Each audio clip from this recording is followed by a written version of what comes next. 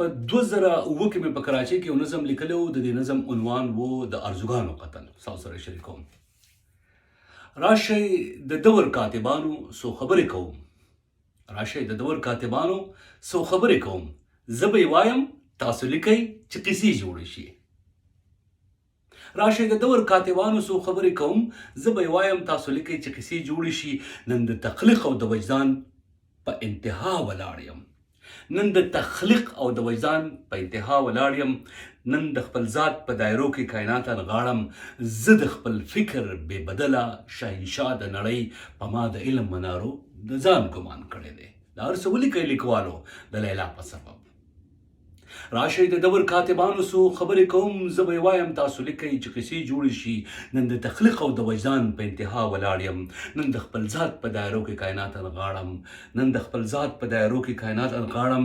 زه د خپل فکر بې بدله شهنشاه د نړۍ په ما د علم منارو د ځان ګمان کړی دی. دا هر څه ولیکئ لیکوالو د لیلا په سبب. لیلا زما د پښتونخوا وطن یوازې درخو چې زما ژوند ته رابخي د محبت کرشمې. چې مې په ذهن د ګلونو بارانونه کوي. چې مې په ذهن د ګلونو بارانونه کوي. چې مې په ګسه سینه هر وخت سپوږمۍ جوړوي.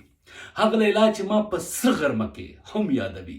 هغه لیلا چې ما په یخ ژمي کې نه هېروي. هغه لیلا چې انتظار مې کوي ګوري ماته. رحمان به هم چرې د مینې په درد ودړدېږي. خو کاتبانو هغه لیلا چې انتظار مې کوي ګوري ماته. رحمان به هم چرې د مینې په درد ودړدېږي. خو کاتبانو چرې هیر مو نشي دا ولیکئ چې د ټولنې د رسمونو رواجونو په سر. خو کاتبانو چرې هیر مو نشي دا ولیکئ چې د ټولنې د رسمونو رواجونو په سر. ما د مکې غوندې جانان له ځانه بېله ساتو. او د ذات په هره هنداره کې نن کابل او بغداد. د ذات په هره هنداره کې نن یوسف او حسین. راشئ د دور کاتبانو څو خبرې کوم.